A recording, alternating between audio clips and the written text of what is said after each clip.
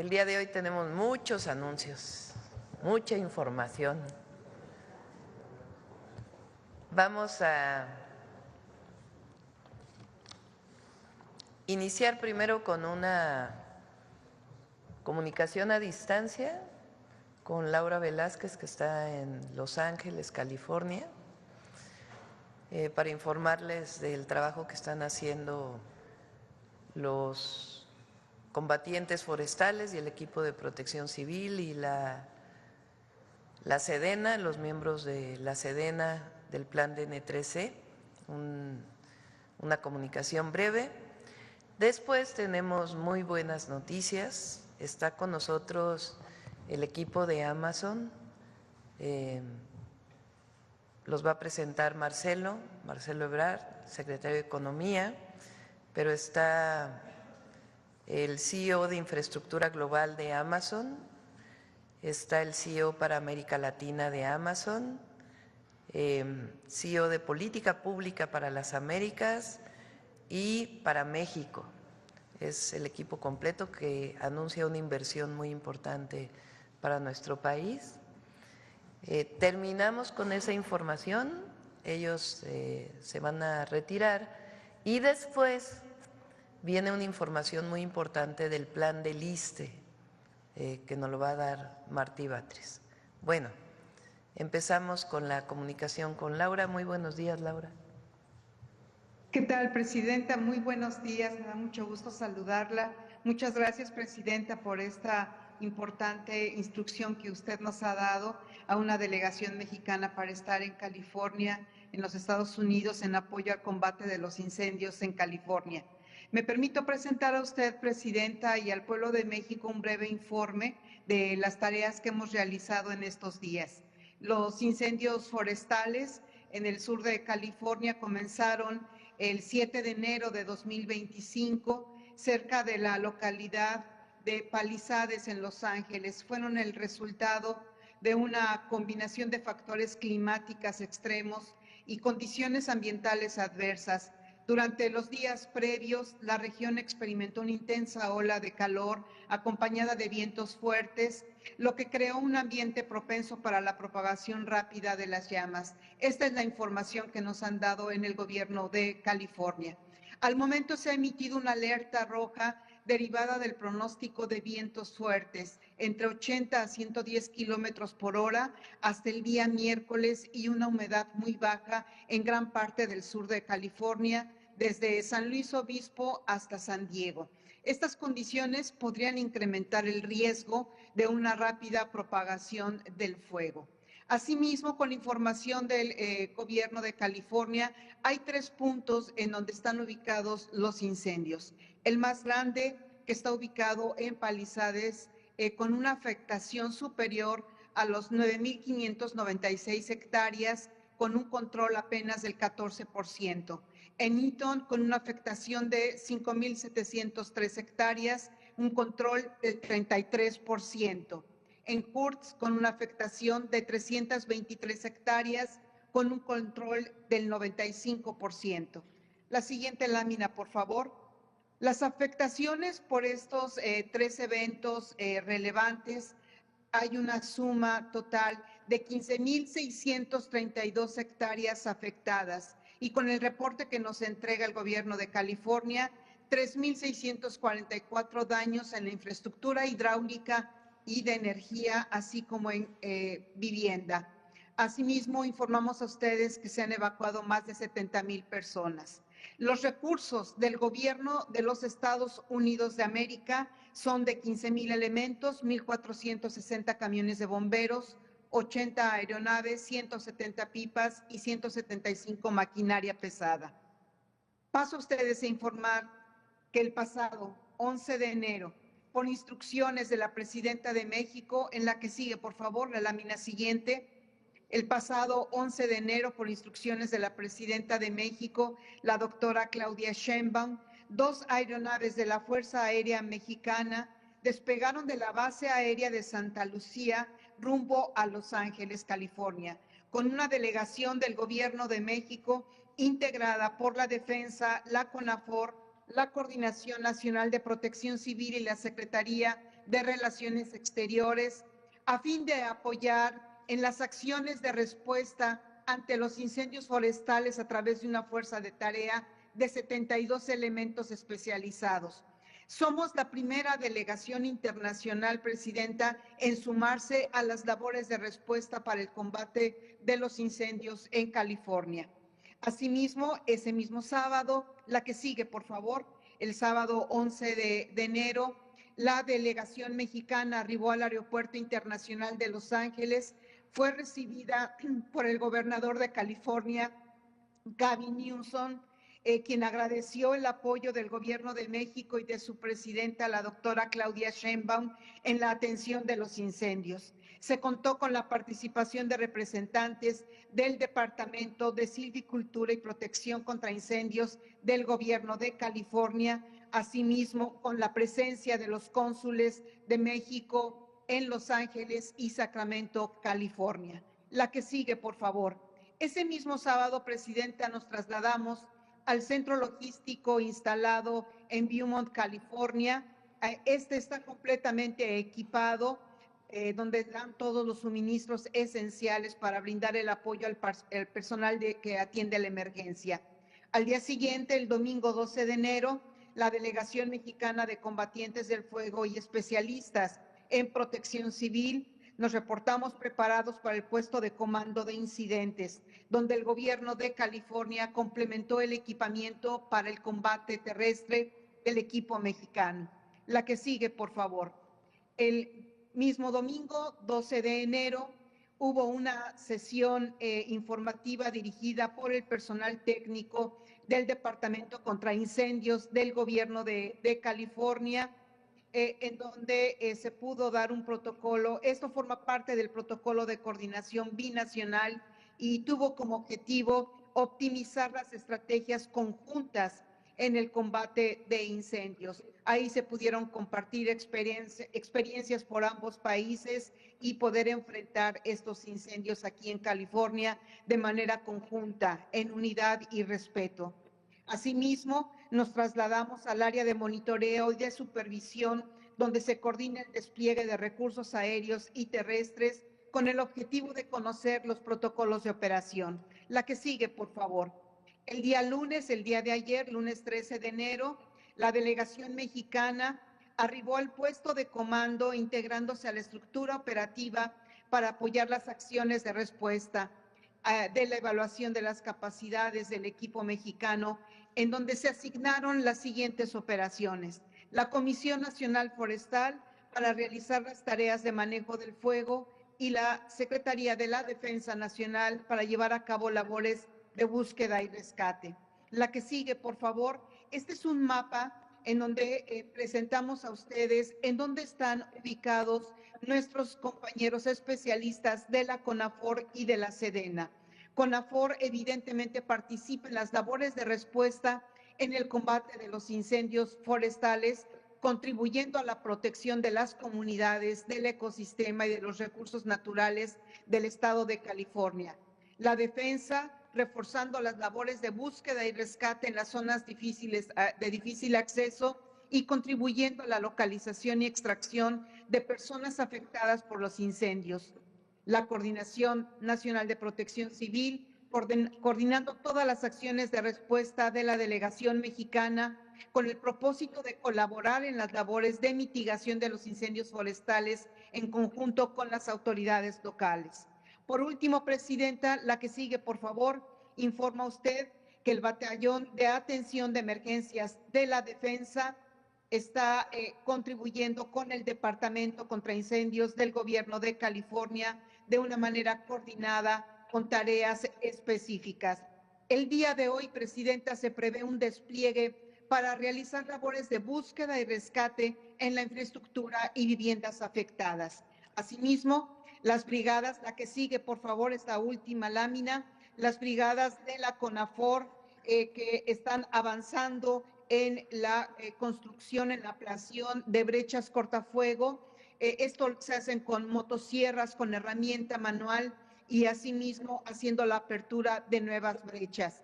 Estamos trabajando en unidad, Presidenta, conforme sus instrucciones. Es una coordinación absoluta con el gobierno de California a favor de la población y refrendando nuestra hermandad y solidaridad entre los pueblos de México y de los Estados Unidos. Quedo a sus órdenes, Presidenta. Muchas gracias, Laura, y nuestro agradecimiento a todos los compañeros que están allá. Ahora sí. Gracias. Marcelo, por favor. Con su permiso, señora presidenta. Muy buenos días. Quiero en primer lugar dar la más cordial bienvenida a Shannon Kellogg, es el CEO de Política Pública para las Américas de Amazon Web Services. Welcome, Shannon. Thank you for joining us. Prasad Kalyanaraman, CEO de Infraestructura Global de Amazon Web Services. Paulina Bellicia, CEO para América Latina de Amazon. Y Rubén Mugartegui, CEO de Amazon para México. Muchas gracias por estar aquí. El día de hoy se trata de lo siguiente. Nos van a compartir en un momento más una inversión que se acordó con la presidenta Claudia Sheinbaum en el pasado CEO Dialogue, que tuvo verificativo en Palacio Nacional. Inversión por $5,000 millones, que tendrá como sede el estado de Querétaro. Significa la creación de una región digital. México será la sede de esa región digital. Significa más o menos una contribución a nuestro Producto Interno Bruto del orden de $10,000 millones en los próximos 15 años a partir de este año. Se generarán en promedio más de 7,000 empleos por año. Y va a significar capacitar, entrenar y dar oportunidad al talento mexicano en todo el sistema de Amazon a nivel mundial. Más o menos están estimando que se sumarán 400,000 personas en México capacitadas, entrenadas para manejar una región denominada así, porque es el conjunto de centros de datos que ahora nos van a presentar con sede en Querétaro. Es una muy buena noticia para México, es una de las inversiones más importantes que se han registrado y le cedo la palabra a Paula Bellicia, que nos va a hacer favor de explicarnos esta inversión. Señora Presidenta, Claudia Sheinbaum, muy buenos días. Secretario Ebrard, gracias por la introducción. Muy buenos días, cumplimento también a todas las autoridades, ministros, secretarios y también muy buenos días tengan todos los mexicanos y mexicanas que nos bien escuchan hoy. Es un gran honor para nosotros estar acá, aún más rodeado de mujeres en cargos de liderazgo. Presidenta Sheinbaum, su liderazgo como la primera mujer en ocupar la presidencia de México no solo es histórico, sino que también es inspirador. Cuando las mujeres ocupan posiciones de liderazgo, autoliderazgo, se abren nuevas perspectivas y se impulsiona el cambio positivo en la sociedad. En Amazon Web Services compartimos esta visión de diversidad e inclusión y estamos comprometidos a fomentar el liderazgo y contribuyendo también a México con este liderazgo para que seamos aún más justos, equitativos y prósperos. Bueno, quisiera iniciar presentándome. Yo soy Paula Bellicia, yo soy la vicepresidenta para América Latina de Amazon Web Services. Este es el negocio de servicios de cómputo en nube de Amazon. La nube y AWS están por detrás, por ejemplo, del procesamiento de análisis médicos, de los servicios de videoconferencias, que ahora mismo los utilizamos, de cada compra en línea que hacemos, de cada transacción bancaria, incluso de cada película o serie que nos vemos en las plataformas de transmisión en directo. Así como se renta una casa para vivir, desde los gobiernos hasta las pequeñas y grandes empresas, podemos rentar diferentes recursos tecnológicos en la nube según los necesiten. De esta forma, Amazon Web Services es la plataforma de servicios en la nube más grande y más usada globalmente y que ofrece más de 440 servicios tecnológicos. Algunos de estos son, por ejemplo, el almacenamiento en la nube, el poder de cómputo, la base de datos y la inteligencia artificial. Para esto todo se necesitan los centros de datos. Hoy estamos acá junto con ustedes de la mano, señora presidenta, para lanzar las operaciones de nuestros centros de datos en México. Es decir, para inaugurar la infraestructura de servicios de cómputo en la nube de Amazon Web Services para que se ofrezcan desde acá, sí, desde México. De la mano con ustedes, en este momento estamos encendiendo nuestros centros de datos, que representa una inversión, como dijo el secretario, de $5,000 millones.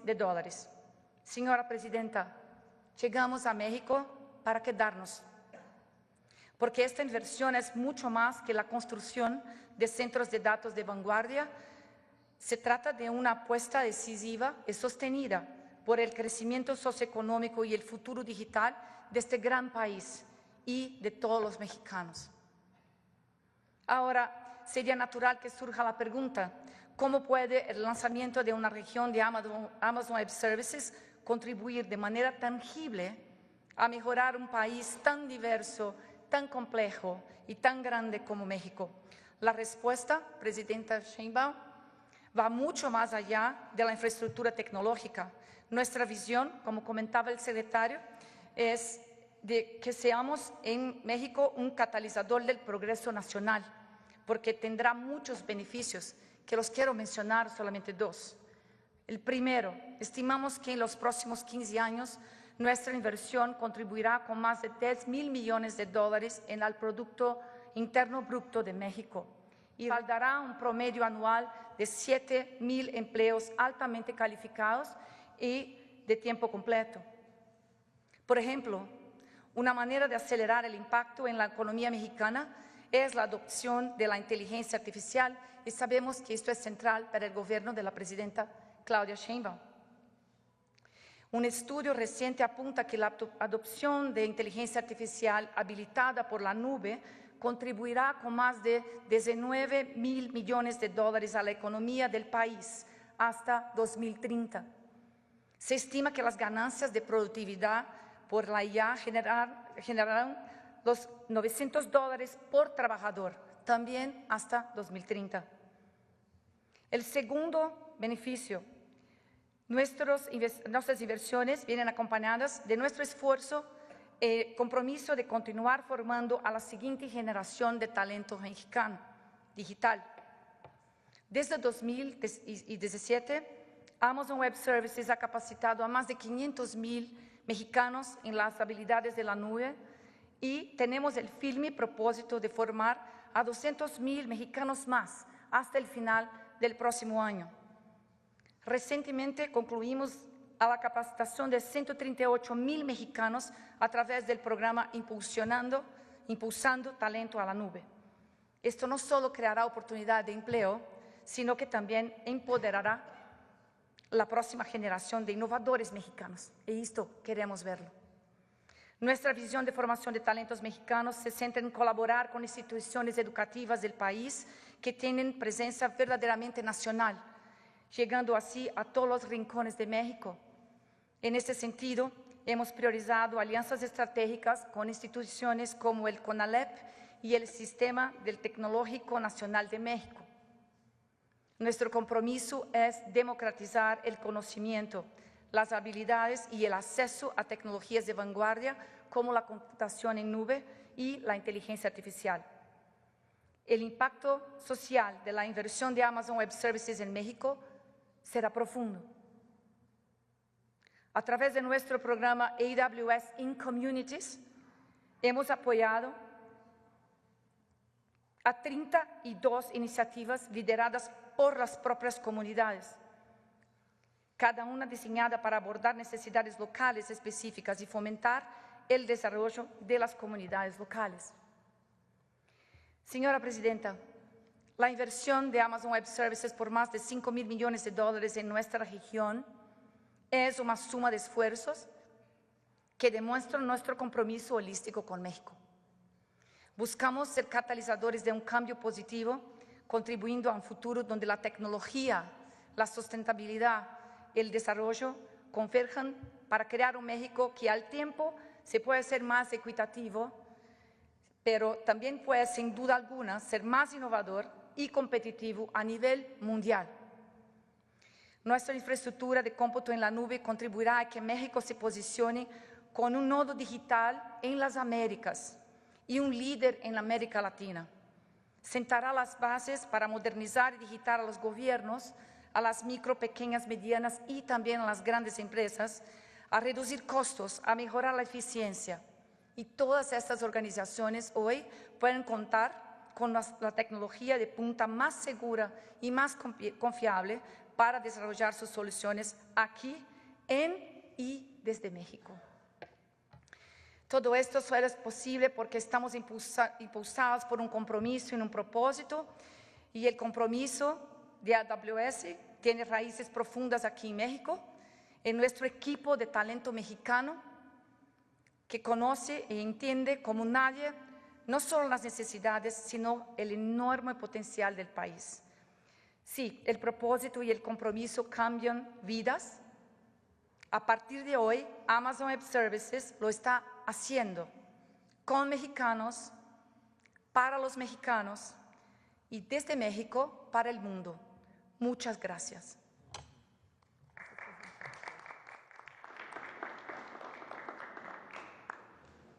¿Listos? ¿Tienen alguna pregunta sobre este tema? Muy brevemente. Marcelo, para que… A ver, vamos a tomar dos, si les parece, sobre este tema para poder pasar a lo del ISSSTE. A ver acá. Adelante. Gracias. Hola, ¿qué tal? Erendira Reyes de Expansión. Querétaro ya se ha convertido en un hub de digitalización y data centers. ¿Qué se planea hacer a escala económica dentro del plan justo para el tema de semiconductores, también impulsando un hub similar en otras entidades? Y una segunda pregunta, ¿todas están igual capacitando las otras empresas, además de AWS, a talento mexicano, y cuánta perspectiva de capacitación tienen? Gracias. Sí, muchas gracias. Bueno, ahora le voy a pedir a Paula que nos haga un comentario sobre por qué Querétaro, pero yo te diría que en efecto está previsto así en los corredores que ha planteado la presidenta Sheinbaum. Es compatible, es coincidente con lo que se ha venido planeando. Precisamente ayer se presentaba el Plan México con las diferentes regiones. Bueno, pues esos son el tipo de inversiones de las que estamos hablando. Cuando decimos el Plan México van a ser 277,000 millones de dólares, pues estos son 5,000 de esos 277,000. Entonces, ¿es compatible? Tiene un gran impacto, no solo por la infraestructura, vamos a decir, física o de datos, sino por el número de personas que vas a entrenar y capacitar. Más de 200,000. Nos parece muy importante el impacto de eso. Si sumamos, lo vamos a ir informando, pero si sumamos lo que va a hacer NVIDIA y Foxconn en Jalisco, lo que van a hacer otras empresas que están en el listado de proyectos, pues probablemente llegue a ser el manejo de datos, uno de los sectores que aporte más empleos de calidad a México, sin lugar a dudas, dentro del plan que ayer presentamos. Vamos a ir dando las cifras. En este caso son 200,000, o sea, es un número enorme. Va a tener un gran impacto, no solo de Querétaro, estamos hablando de todo el país. No sé si quieras complementar.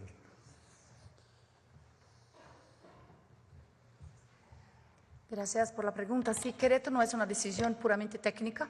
Se encuentra en el centro del país.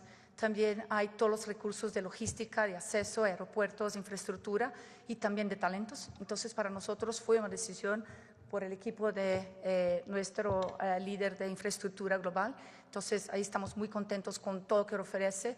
Y también, complementando a lo que el secretario lo mencionó, para nosotros entrenar al talento mexicano desde todos los rincones de México, como he comentado, es súper importante. Entonces, estamos haciendo las partnerships estratégicas, las alianzas estratégicas con diferentes partes para garantizar que eso pase alrededor de todo el país. Gracias por la pregunta.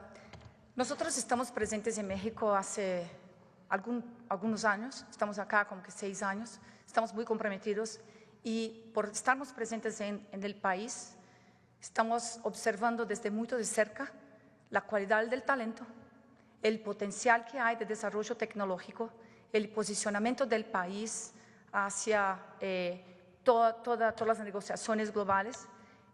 Para nosotros vemos las oportunidades de modernización también a todas las industrias de México.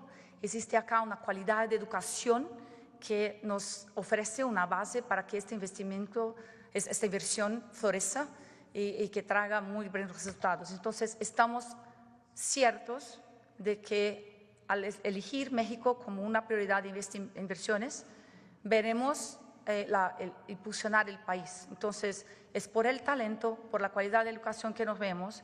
Tenemos centros en México de desarrollo tecnológico. Tenemos la oportunidad también de ayudar a transformar las industrias desde empresas de todos tamaños y nos sentimos muy fuertes con la decisión de elegir a México. ¿Una décima potencia económica? Vemos, por cierto, una gran potencia. Gracias. Pero me encanta la pregunta, porque la respuesta es que desde nuestro punto de vista es muy importante hacer inversiones en México, porque como lo dijo, representa una gran oportunidad, está muy bien posicionado, como lo hicimos, no solo para México, pero desde México a otras partes del mundo y a nivel mundial.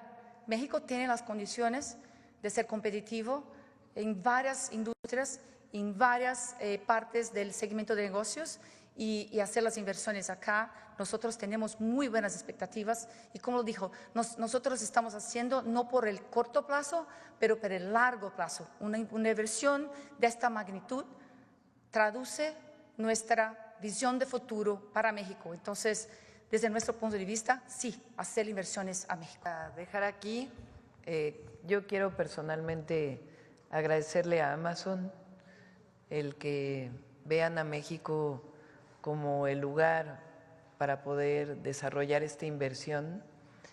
Es importante para nosotros por muchas razones. Primero, por lo que significa el tipo de inversión que están haciendo y la oportunidad de empleo para muchos ingenieros, ingenieras mexicanas o especialistas matemáticos en datos, y permite además pues potenciar ese desarrollo para la educación en nuestro país. Segundo, por lo que significa no solamente la propia inversión, sino estos centros de datos, la oportunidad que le dan a las empresas mexicanas para poderse desarrollar. Es decir, es una inversión que potencia otras inversiones en nuestro país. Y finalmente, pues, por sus palabras para México, estamos muy orgullosos del momento que estamos viviendo y la inversión que presentan el día de hoy, pues muestra justamente eso, que México no solo tiene gran presente, sino gran futuro. Muchas gracias. Y los invito a que nos tomemos una foto aquí.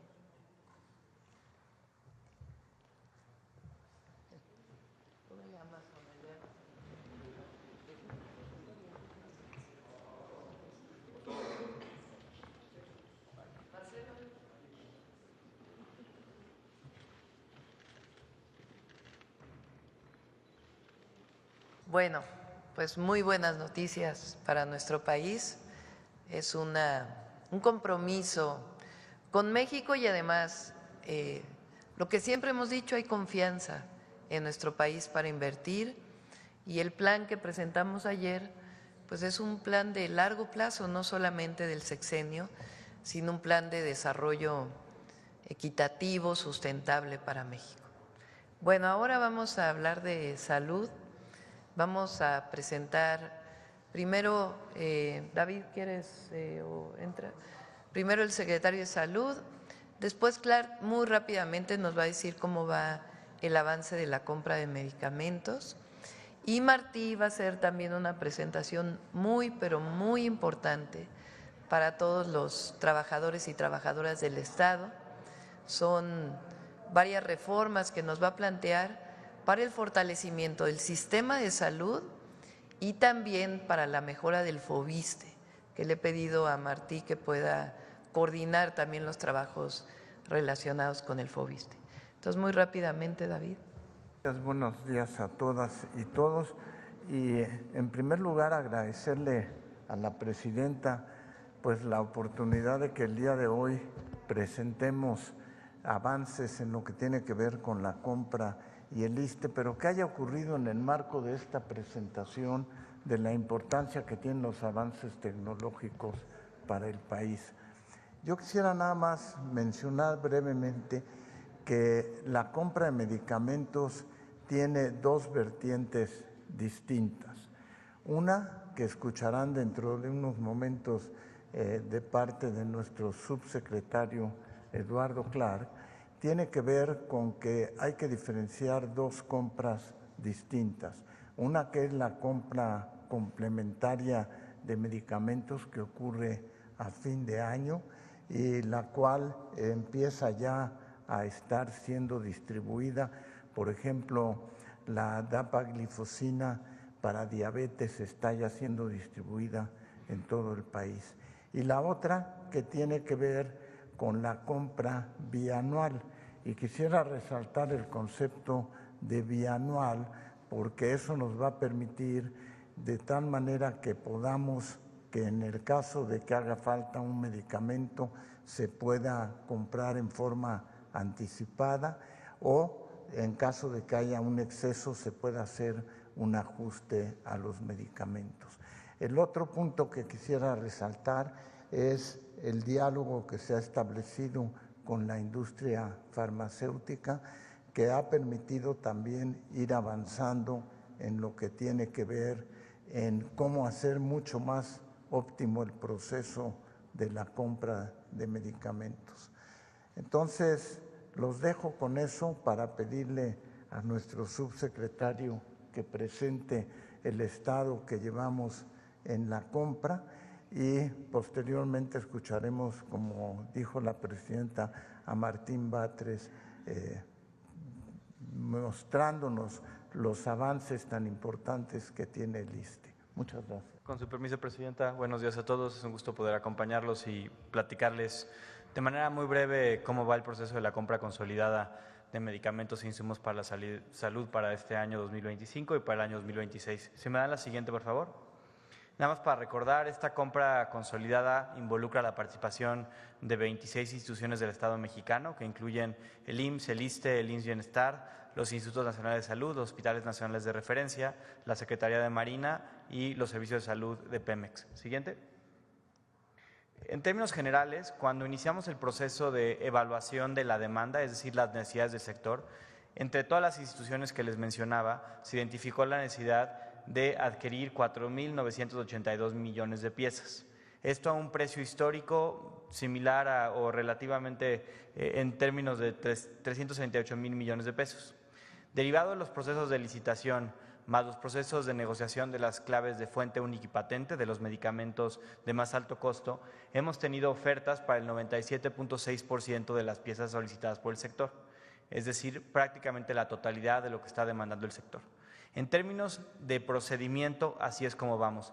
Ayer en la noche y hasta hoy en la madrugada se dio a cabo el fallo de la primera licitación pública para esta compra de medicamentos. Aunado a las claves y medicamentos que se adquirieron vía las mesas de fuente única patente, tenemos ya adjudicado 3.649,000 millones de piezas, que representan 73% de las piezas de medicamentos a adquirirse durante este periodo que requieren las instituciones.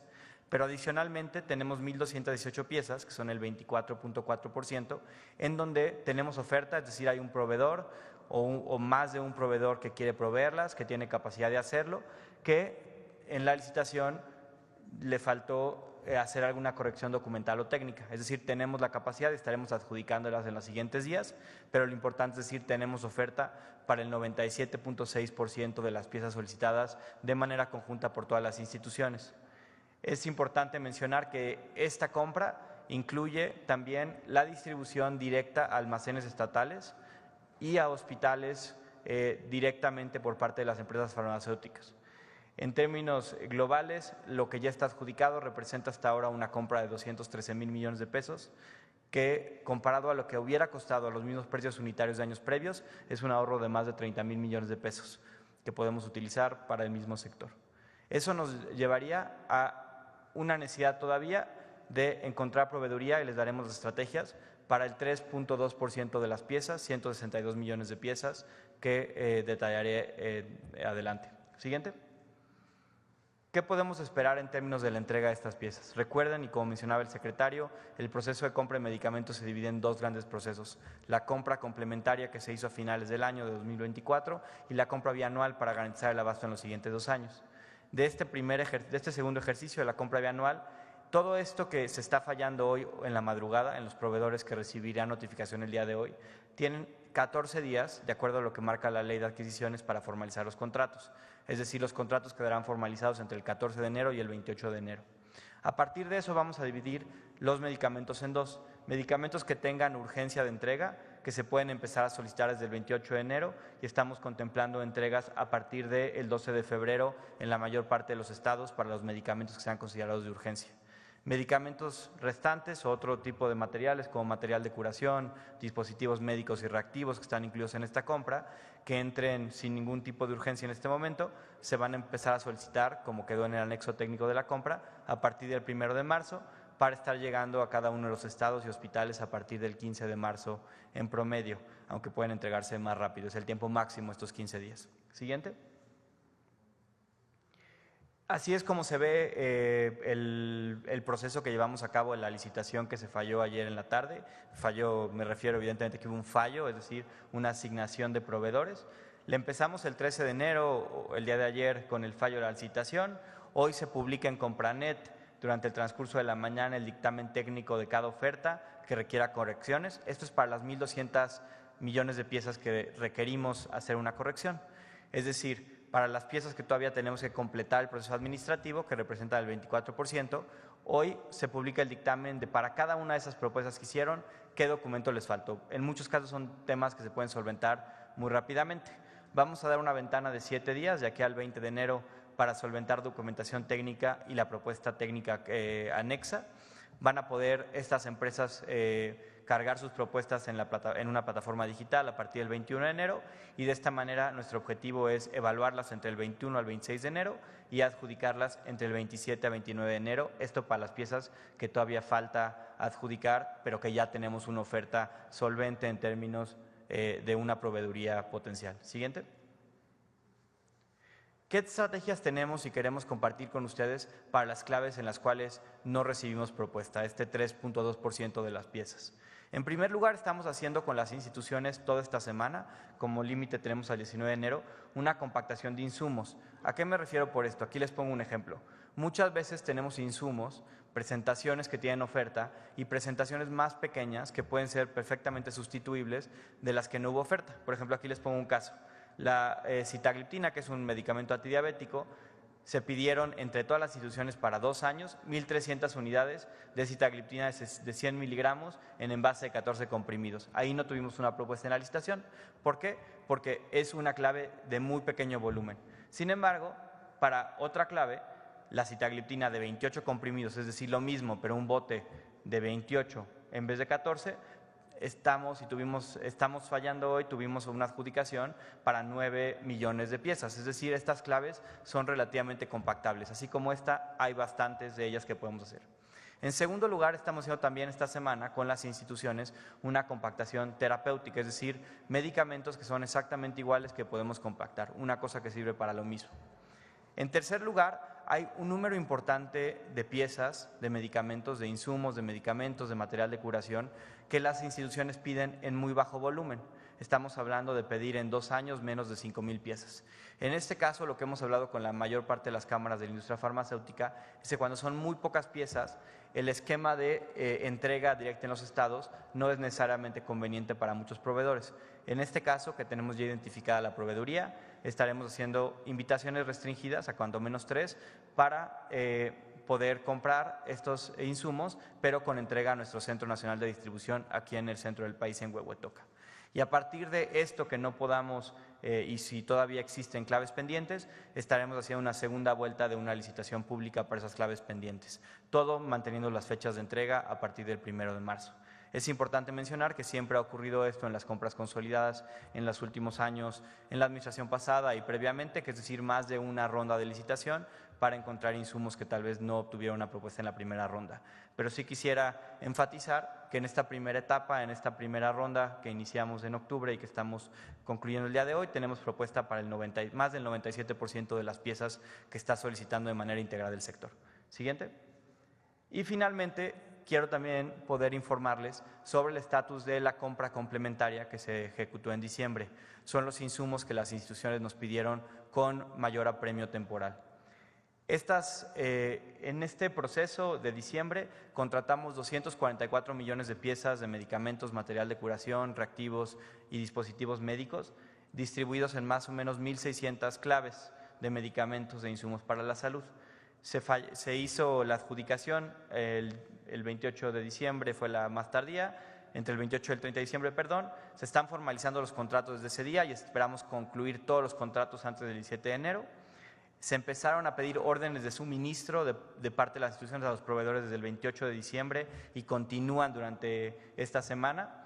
Y empezamos a recibir los primeros insumos a partir del 5 de enero. Estos insumos incluyen algunas claves de altísimo volumen, ya las mencionaba el secretario, por ejemplo la dapaglifosina, de la cual se adquirieron y recibieron 4.3 millones de piezas, y estaremos entregando todo el mes de enero y todo el mes de febrero estas piezas de mayor urgencia.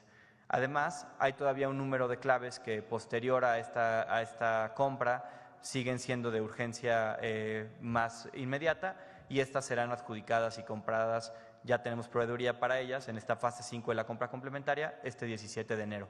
Es decir, todo lo de la bianual, que es el proceso de abasto de 2 años, ya estamos muy avanzados como pueden ver, pero además también estamos ya comenzando a recibir las piezas, los medicamentos, los insumos para la salud en general de esta compra complementaria que se hizo a final del año 2024. Eso sería lo más importante para destacar y reiterar otra vez, de parte de la Secretaría de Salud y las instituciones que hemos consolidado, hemos tenido una muy buena propuesta de la industria mexicana en particular, hemos tenido casi el doble de propuestas que las que se ha tenido en una licitación normal. Normalmente participaban 190, 180 proveedores, recibimos 400 propuestas de proveeduría y estamos muy contentos de poder dar estos números. Muchas gracias. Muy buenos días, presidenta. Buenos días, amigos de los medios de comunicación. Para la presidenta Claudia Sheinbaum es muy importante darle un gran apoyo al ISSSTE, un buen empujón al ISSSTE. Por eso hemos venido trabajando una serie de lineamientos que nos ha dado la presidenta y los expresamos en estos 25 puntos para la transformación del ISSSTE. Adelante. Esto es en el marco del segundo piso de la cuarta transformación para que el ISSSTE tenga una nueva etapa de mejoras sustantivas. Adelante. El objetivo es fortalecer los siguientes 4 ejes y derechos: salud, vivienda, seguridad social integral y combate a la corrupción y fortalecimiento financiero. Adelante. En materia de salud son los siguientes puntos. 1, poner en el centro a la derechohabiencia, garantizando cercanía y buen trato en la atención, que ese es un tema fundamental, son los destinatarios de todo lo que hacemos, los derechohabientes. Segundo, homologar los salarios del personal médico y de enfermería del ISSSTE con los del IMSS de forma gradual.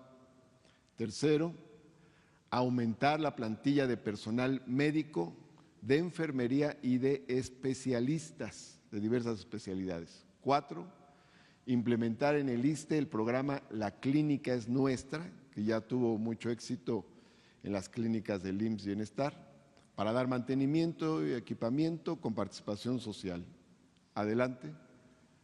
Luego, en quinto lugar, llevar a cabo obras de mantenimiento mayor. En algunas unidades hacen falta obras grandes para su rehabilitación. 6, ampliar la nacionalización de hospitales, atenciones y servicios médicos. Como ustedes saben, se han nacionalizado varios hospitales, falta el de Tláhuac, y hay servicios integrales médicos que se nacionalizaron, como el de imagenología, el de hemodinamia, el de anestesia, pero están pendientes otros como osteosíntesis, laboratorios, banco de sangre y otros más. Adelante. En séptimo lugar, disminuir los tiempos de espera para consultas, atención médica especializada y cirugía, que es un reclamo importante de la derechohabiencia. 8, garantizar la distribución y el abasto de medicamentos y material de curación. 9, fortalecer la prevención y promoción de la salud en los centros de trabajo. Aquí la idea es el ISSSTE estar presente en las diversas dependencias, fomentando unidades laborales. 10, concretar acuerdos con el IMSS, IMSS Bienestar y otras instituciones públicas de salud para que las personas puedan ser atendidas en la unidad médica más cercana, sobre todo en casos de urgencia. Así, por ejemplo, si alguien tiene un problema de salud por un accidente y su clínica del ISSSTE queda lejos y hay una del IMSS que está más cerca, entonces le atiende en la del IMSS. Son convenios interinstitucionales. En el caso de vivienda, tenemos los siguientes puntos muy importantes. 1, priorizar el acceso a la vivienda para los trabajadores de menores ingresos, porque con la tendencia neoliberal, los trabajadores de menores ingresos estaban fuera, porque solo se daban créditos, ya no había otras opciones, y el trabajador no encontraba cómo colocar su crédito en el mercado inmobiliario, sobre todo el de más bajos ingresos. Luego, en siguiente lugar, beneficiar a más de 400,000 acreditados de FOVISSSTE con las siguientes medidas. 1, eliminación de requisitos. Por ejemplo, cuando quiere liquidar un trabajador su crédito, tiene que llevar otra vez sus papeles, un montón de cosas que vamos a quitar. Pero también con liquidaciones, congelamientos, quitas y condonaciones. El FOVISSSTE tiene algo más de 800,000 créditos activos, pero estos beneficios van a llegar a más de 400,000, o sea, se va a beneficiar a la mitad de los acreditados del FOVISSSTE. Adelante. De estos puntos, uno muy sensible es condonar las deudas de los derechohabientes que ya pagaron más de 2 veces su vivienda. Ahí lo que se va a hacer es una condonación, es decir, que ya no paguen más, cancelarles lo que reste de adeudo. 14, facilitar la construcción de vivienda para las y los trabajadores que viven en suelo de propiedad social. Esa es una demanda de trabajadores, sobre todo del sureste del país. Luego, 15, promover acuerdos amistosos para solucionar créditos de personas que dejaron de ser derechohabientes. Hay quien trabajaba en el Estado, luego dejó de trabajar ya en una dependencia de gobierno, pero se quedó con un crédito del FOVISSSTE, cambiaron sus ingresos, deja de pagar y ni el FOVISSSTE recibe recursos, ni la persona tiene la liquidación de su crédito y obtiene su vivienda. Entonces ahí vamos a generar acuerdos amistosos, se les llama, para que puedan pagarle algo al FOVISSSTE y entrar en un esquema que permita que lleguen a liquidar su pago. Luego, 16, proponer la reforma a la ley del ISSSTE para que el FOVISSSTE pueda adquirir, rehabilitar, mejorar y construir vivienda que sea adquirida por los trabajadores o rentada a bajo costo. Esta es una reforma fundamental de gran interés para la presidenta y obviamente para las y los derechohabientes, porque en la etapa neoliberal le quitaron al FOVISSSTE la atribución para poder contratar la construcción de viviendas, solo podía dar créditos, era la función que tenía nada más. Y esto va a ayudar también a la economía. En materia de seguridad social integral hay varios puntos. Uno de ellos es garantizar que todas las personas trabajadoras que soliciten préstamo individual lo obtengan. Podríamos decir que en este momento todas las personas que solicitan préstamo personal lo están obteniendo. Pero luego hay gestores que dan a entender que es gracias a ellos que tienen un crédito los trabajadores y no es así. Entonces, se va a dar crédito a aquel que lo solicite. Y la figura del sorteo solo la vamos a mantener en caso de que haya sobredemanda. O sea, cuando tengamos muchísimas solicitudes y en efecto no alcance, se utilizaría la figura del sorteo. Pero si no es así, no se va a utilizar sorteo, se da el crédito directamente. Luego, 18, garantizar el otorgamiento de pensión de viudez a trabajadoras y trabajadores en activo, porque había algo en el reglamento que lo impedía. Entonces, una trabajadora quedaba viuda y como era trabajador en activo, se le negaba la pensión de viudez. Pero ahora ya va a hacerse la modificación para que si una trabajadora o un trabajador que está en activo queda viudo, pueda tener el acceso a la pensión de viudez independientemente de que siga siendo trabajador. Adelante. 19, impulsar un paquete de turismo social para aprovechar la infraestructura construida por la Cuarta Transformación. Ustedes saben que con el presidente Andrés Manuel López Obrador se construyó mucha infraestructura y a esto le hemos llamado el paquete turístico 4T. Sales del AIFA, viajas en Mexicana de Aviación, llegas al aeropuerto de Tulum, te hospedas en los hoteles Tren Maya, viajas por el Tren Maya, todo es infraestructura de la Cuarta Transformación y ya el ISSSTE va a tener, ya tienes de hecho el paquete turístico 4T. Adelante, por favor. Luego 20, fortalecer las tiendas que tiene Superiste. Aquí quiero decirles que en el lapso que nos ha tocado ahora, ya las tiendas Superiste mejoraron ventas en un 33% y le vamos a incorporar perecederos, otros productos básicos a bajo costo, incorporar proveedores locales y el mantenimiento integral de los establecimientos, esos en las tiendas que tiene actualmente el ISSSTE. 21, este es un tema muy importante, vamos a hacer una revisión integral y el estudio necesario para mejorar las pensiones más bajas. Ya con la presidenta en la mesa de salud estamos analizando escenarios, pero todavía falta puntualizar algunas cosas. Luego, en el combate a corrupción y fortalecimiento financiero, tenemos la revisión de las pensiones que superan el límite máximo legal para ajustarlas o, en su caso, cancelarlas. Aquí, pues obviamente es un problema de inequidad y de violentación de la legislación, de la ley. Aquí quiero poner unos ejemplos. Estas son las 10 pensiones más altas que hemos detectado. El límite máximo que marca la ley son 10 UMAS. La UMA debe estar este año como en 33,000, 34,000, bueno, 10 UMAS, perdón. 10 UMAS son como 34,000 pesos. Pero si ustedes observan, hay una pensión de 309,000 pesos que el ISSSTE paga desde el año 2002. 267,000, 210,000, 179,000, 172,000, 147,000, 139,000. Bueno, de estas 10, como 7 son superiores al ingreso de la Presidenta de México.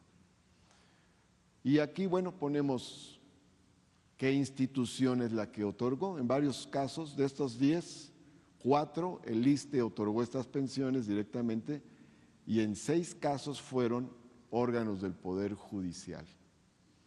Bueno, acá está cuál era la plaza de adscripción correspondiente. Como verán, en algunos casos no tiene lógica ni siquiera el ingreso. Materia administrativa, último puesto, maestra de jardín de niños. Ajá, maestra de jardín de niños, enseñanza de secundaria técnica.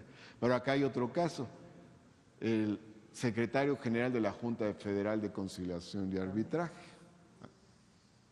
Antes de irse, garantizó esta pensión. Desde el 95 cobra. Entonces, esto lo vamos a revisar.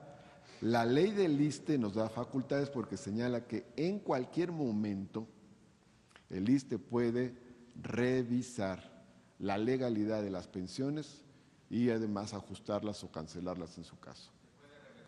Se puede revertir. De hecho, estamos ahorita en el proceso de revisión y se está cuidando el debido proceso, el derecho de audiencia, para poder llevar a cabo el procedimiento adecuado. Adelante, por favor.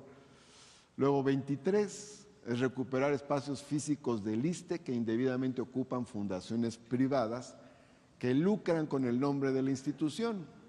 Entonces se presentan como como si fueran una fundación del ISSSTE, y obtienen determinadas donaciones y el ISSSTE no tiene el menor conocimiento de ello. Entonces aquí tenemos 27 espacios de una fundación, ya recuperamos 12, faltan 15, incluso hay sentencias en algunos casos y no las ha cumplido esta fundación privada. ¿Qué hace? Es más, algunos de esos espacios los subarrendaron. Entonces, bueno, esto lo estamos corrigiendo para que el ISSSTE pueda aprovechar su patrimonio adecuadamente.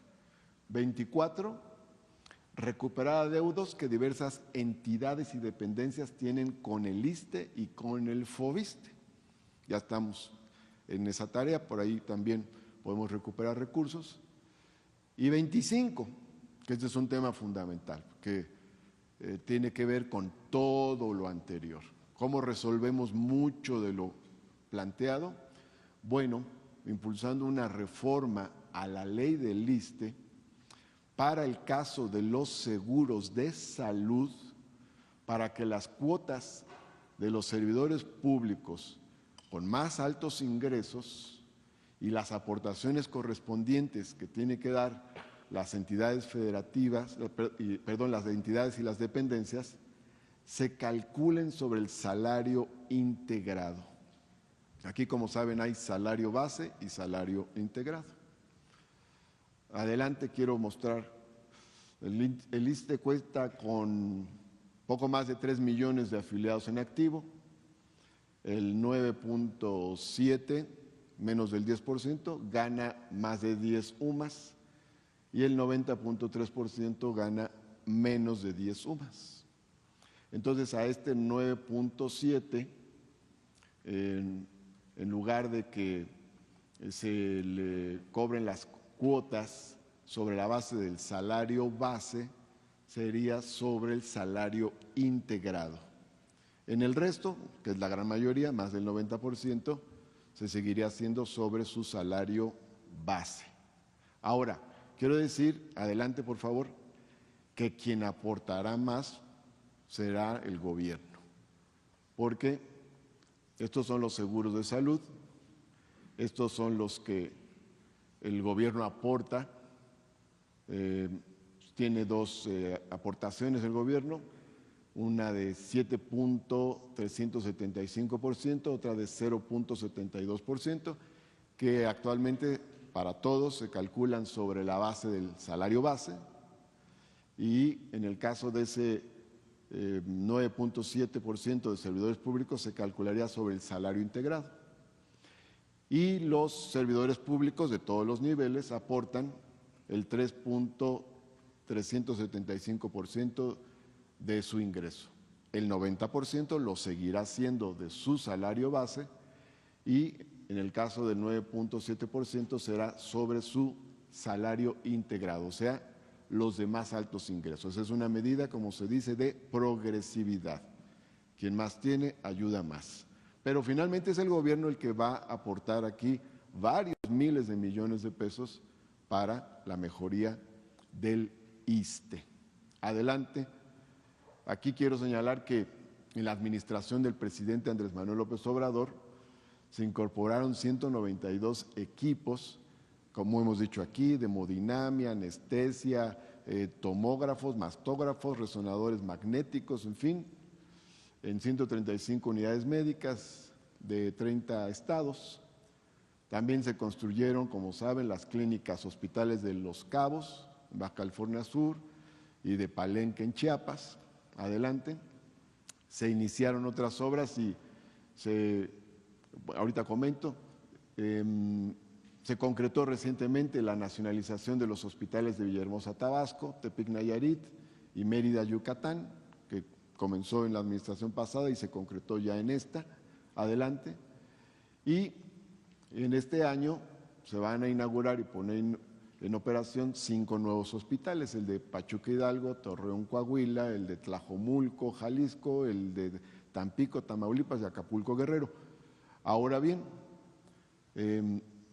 con todo esto, adelante por favor. No obstante, el ISSSTE sí requiere una renovación en su infraestructura. De las unidades médicas del ISSSTE, 265 tienen más de 30 años, 225 más de 40 años, 185 más de 50 años y 45 más de 60 años. Eso quiere decir que hace falta una inversión para la renovación de nuestra infraestructura. Adelante. Y el ISSSTE tiene, o los médicos del ISSSTE tienen los ingresos más bajos del sector salud. Entonces hace falta la homologación, que tiene que ver con esta unificación que nos ha planteado la presidenta, de tal forma que cada vez sea más un solo sistema de salud. Adelante. Por las razones expuestas, estamos desarrollando estas 25 acciones que se rigen por ejes como progresividad, austeridad republicana, la formación de nuestro personal, innovación tecnológica, la simplificación administrativa, la igualdad de género y amor al pueblo y humanismo. Esos son los 25 puntos, Presidenta. Estamos a la orden. Gracias. Quisiera nada más hacer dos comentarios sobre lo que se presentó ahora. Uno sobre la compra de medicamentos, que es importante. Casi todos los medicamentos que se están adquiriendo son directamente con los laboratorios fabricantes de medicamentos. Todos. Recuerden que en el pasado, antes de que llegara el presidente López Obrador, la mayoría de las compras eran a intermediarios que se encargaban de proveer los medicamentos y distribuirlos.